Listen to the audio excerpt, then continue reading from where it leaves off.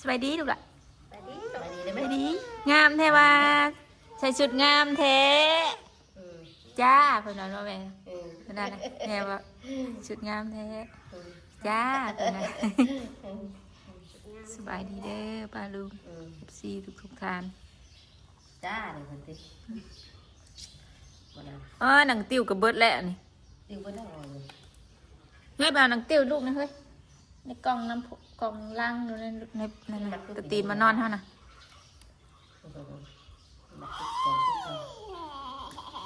เฮ้ติเดี๋ยวมื้อนี้เดี๋ยวไปซ้ำได้ไปจังซื้อแล้วสวยจังเลยถ้ามันบ่แล้วก็ให้แน่ได้จุกนึงแหละ สวยแท้ลูกสาวพ่อบุญก็ไม่โจ้ยนี่คืองามด้วยนะงามอีนั่งเบิ่งรูปที่ว่ายังมันเฮ็ดว่าสิโอนเงินนะ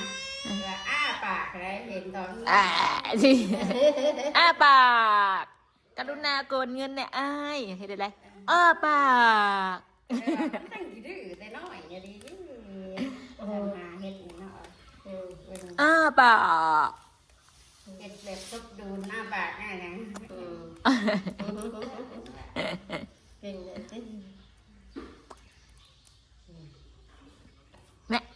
แม่อยู่หันแหละมาเพลงกันเลยครับ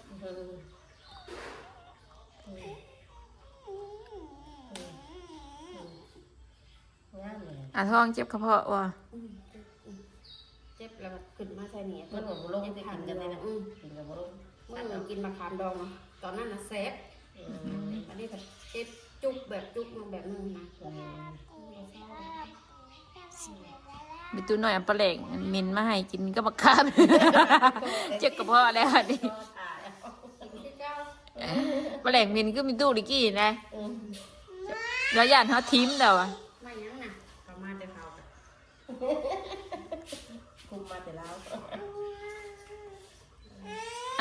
สวยนะไปเที่ยวว่าวันนี้มัดผมไปเที่ยวว่าวันนี้จะไม่เขามันใส่เอาได้เขาทีเขามันใส่ค่ะจะมาใส่เสื้องามแต่ว่าลูกสาวเดียวนี่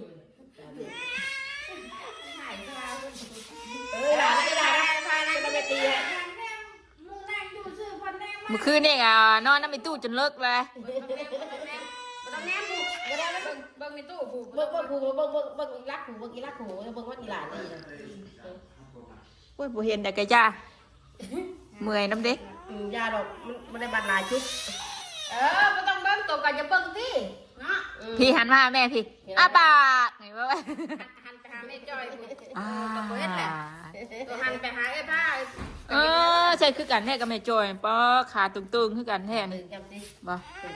คือกันแท้งามบ่ตู่งามนะตู่นะ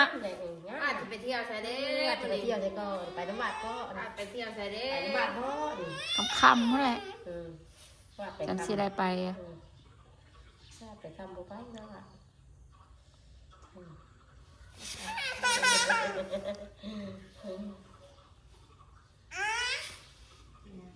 ครบเงียวแล้วแหละ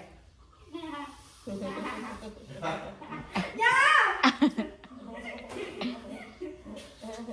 อีหมามันเคยดีได้มันเคยมันอยากเป็นคนด่าเราเพราะว่ากาสิแล้วลูกกาสิแล้วแหละแป๊บนึงงามแล้วมันแก่แค่ตอนให้เราเยอะจังนะงามเลย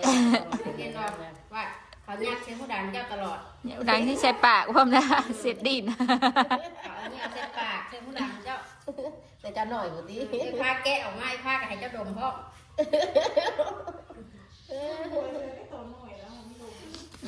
งามแท้เนี่ยบังหาว่าให้แม่เบิ่งไง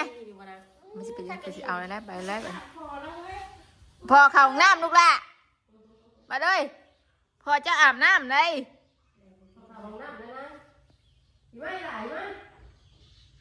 มาเลยพอเจ้าเข่าน้ำนะฮะมาลูกยันแมวนะฮะเพราะวาสนาว่ะเพิ่นนอนตอนนั้นตอนกันเข้าไปนี่ผ่านเห็นป้าบุญเพิ่นว่าเด็กแมวป้าได้เฮ้ยเพิ่นว่าก็อยากชื่อเด็กแมว จ้าไม่ได้ใช้ใจเพื่อนละ อืม มัน2 ทุ่มเห็นป้าวุ้นแล้วก็ทะเบียนรถเพิ่นนั่นทะเบียนรถป้าวุ้นนั่น54เด้ อืมยังบ่ชื่อแมวป่ายังชื่อแต่แมวบ้านนะ กับแมวก็ได้ อืม ผ่านเห็นป้าวุ้นเพิ่นน่ะ อืม เอาเรียกแมวดีที่ อ่ะ อืม 2 ทุ่ม3 นาทีอ่ะเฮาเลยบ่ปะ เป็น จะทุ่ม2 ทุ่มเพิ่ม 2 ทุ่มครึ่งมันออก ไล่ได้หามันโตไปเนาะ ไล่จีนมา2 ทุ่ม2 ทุ่มน้อยๆนี่ไล่อยู่2 ทุ่ม10นี่ อื นะ ม โมเมนต์ของเขา มันก็ไล่แล้วมันลงไปจากไล่ ปัดเอ้ยมาใช่พ่อลูกอยู่ใช่น่ะอยู่ตารางกับเจ้าบ่น่ะ อืม ถ้าเรามีเงินสดสิโอนเอาสิเลขเอา1,000 บาทนี่เรียนใส่หนึ่ง เฮ้ยสิมี เนาะ กดมากันสิจ่ายเจ้าชีเบิร์ดเลย กดมา4 ล้านเมื่อนั้นกระจายกระจอกกระแจกกระจอกกระแจกจะได้ลงทุน คุณนี่มันชอบบอกร้านนี้ บอกนี่ก็ถึงเงินขาด เอาเงินเขาเจ้ากันให้เราก่อนติเดี๋ยวเรากดมาแทน ก็โอนเขาเพื่อนเจ้าเอาไปเอาเองไปแม่สิเลขเอาเงินเขาเลย เมื่อนี่จ่ายทั้งกีบทั้งหวานเนาะแม่ อืม เบิดละ มัน จอยเป็นปัญญาแต่เป็นเพื่อนเลย สิได้ว่าเสียไปดินบุญดินซินสิได้ดินหยังพญาติพญาติกินก่อนนะ มันดอกน้องนะ ตั้งบ่ถือกันเลย กินได้ตาดู เฮ้ยล่ะก็นอนดูเลยล่ะมากอดมาล้มมา 1,000แล้วไหนเท่าไหร่ ฮะ อะไรจะหายเอาเป็นเงินบาทเลย เอาเป็นเงินบาทได้แล้วไว้กำลังมาสิไล่ให้ แต่ว่าข่อยว่าเดี๋ยวบาทกระจายบาทโลดว่าเพราะว่ากันเงินชดเขยยันมันบ่พอเด้จ่ายเหนื่อยๆอยู่ตั้งแต่มื้อแรกพู้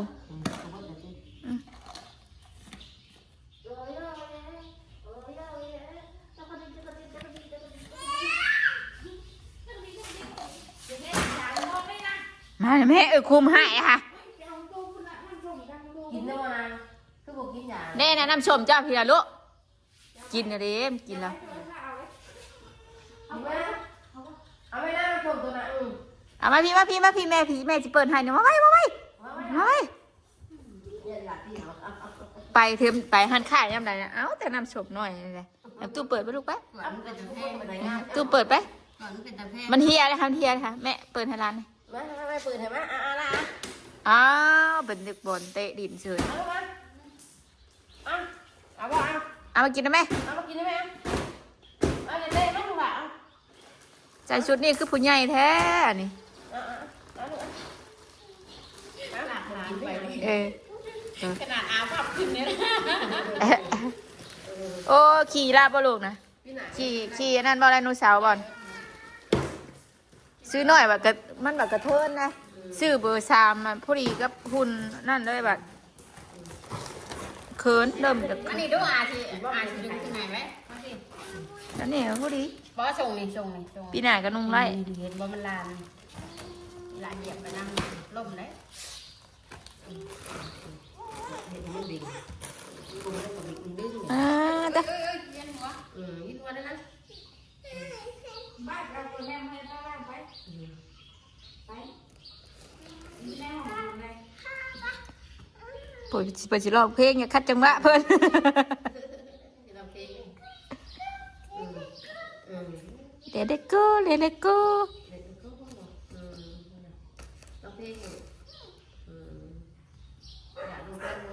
มัน เนี่ยมันจับมันหยับมันหยับ ให้มา มาเฮามาจะมาเฮามา ขยะเราจะมาตั้งไว้เหมือนกัน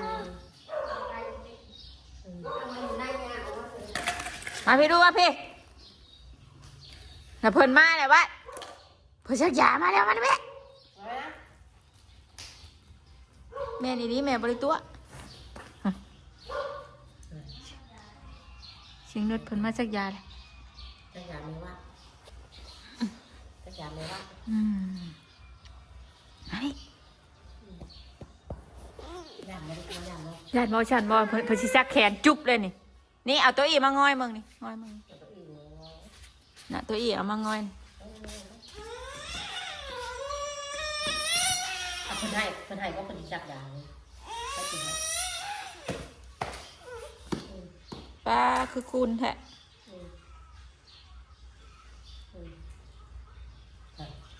เสียงลมบอกเสียงคนบอก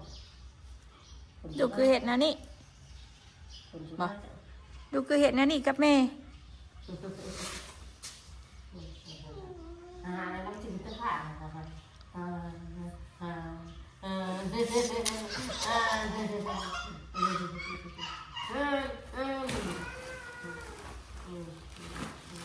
แม่ตู้อยากเมื่อบ่อยากเมื่อให้เอาผ้ามาส่ง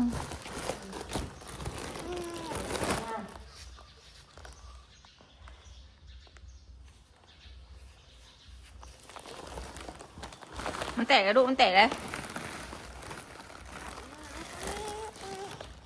ตัวยังนี่ตัวยังนี่มีตัวยังนี่ตัวยังหมูอ่ะนี่มีเตะบอลนี่เห็นบ่มีเตะบอลนี่นี่เตะนี่มีเตะบอลไปช้างโมแม่นี่นะนี่มีเตะนี่เตะลูกบอลนี่บอแม่บอแม่นกับบอแม่นจ้ะ ลูกมันพอมันลูกน้องมัน ใจเสือตี้วะนี่นะ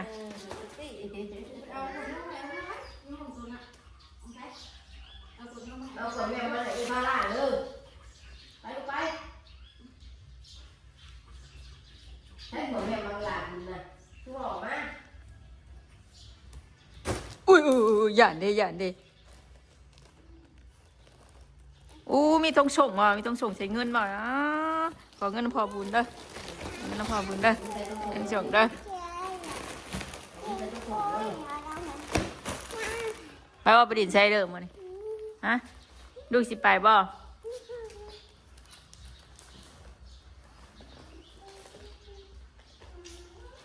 ใจเลย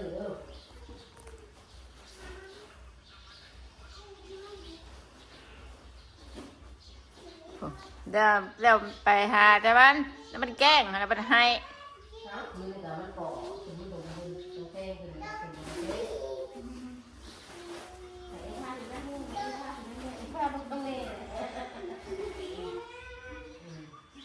คนจะจำกันสิ ฮะไปนอนนะมันมาแล้วมันให้ ได้จำกันเลยบัตรมันแห้งอะไรจะหายแล้วมันแห้ง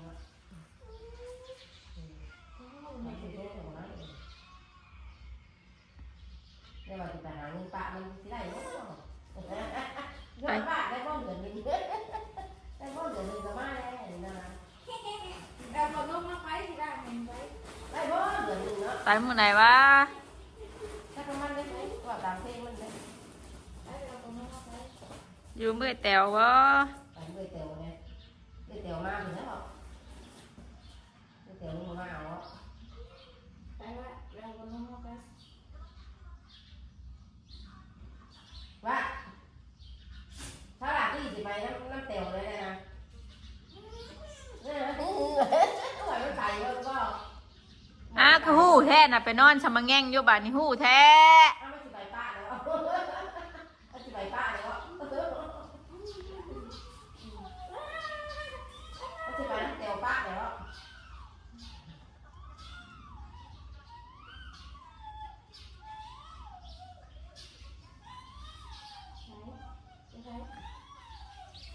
ไหน ได้ว่า3 มื้อแล้วว่าเนาะอยากเมื่อน้ำบ้าเด้ได้แล้วว่าเนาะ ไหนเอาเหรอไหนเอาเหรอ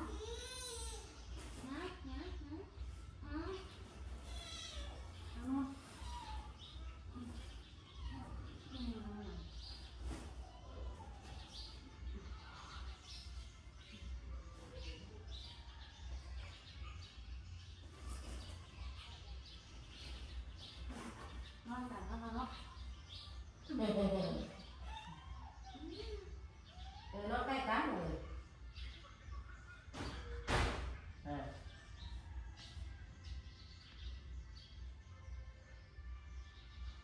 ตะคุมยังไข่อยู่บ่คุม ไข่วันไหนเท่าไหร่บ่ บ่ขายแล้ว อืม เจ็บ เออเนาะใกล้กันเลย เจ็บ เออเนาะใกล้กันเลย เจ็บ เออเนาะใกล้กันเลย เจ็บ เออ เจ็บ เออเนาะใกล้กันเลย เจ็บ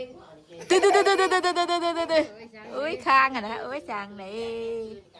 ตึ๊ดตึ๊ดตึ๊ดตึ๊ดตึ๊ดแมวมาเข้าห้องน้ำประตูมันบัดแง้มๆบแลนออกมาเนาะบัดมึงมันคือคุมอยู่อันมานอนกอดกับไอ้ตู้ได้คือว่าเห็นคุมอยู่อ้าวออกมาไม่ใช่อันนี้ว่ะอ๋อเห็ดแลนออกมาลี่แม่อีกเอ้ยบัดเอ้ย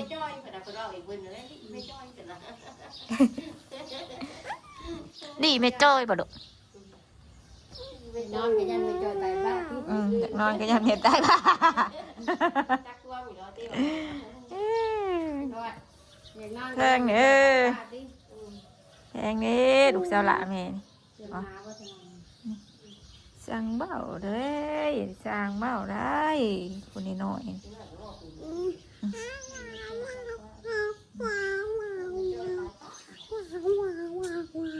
มีจ่อยเช่าเลยสิตายซัก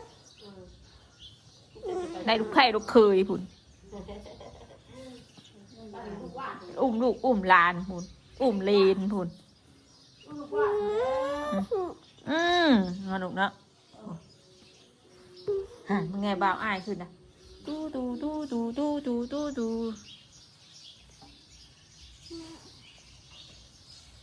แล้วเกาไอทิศได้ละเกาบ่าวไอทิศได้ละเกาไปใช้น่ะป้าสาพี่น้องเนาะคือผลชิตกมานี่ไปแล้วเนาะคลิปนี้ก็ลาขอบคุญกับคุณละลายที่เขามารับชมเด้อไปแล้วสบายดีอาจจะเห็นกระดูกมันหักนะฮะ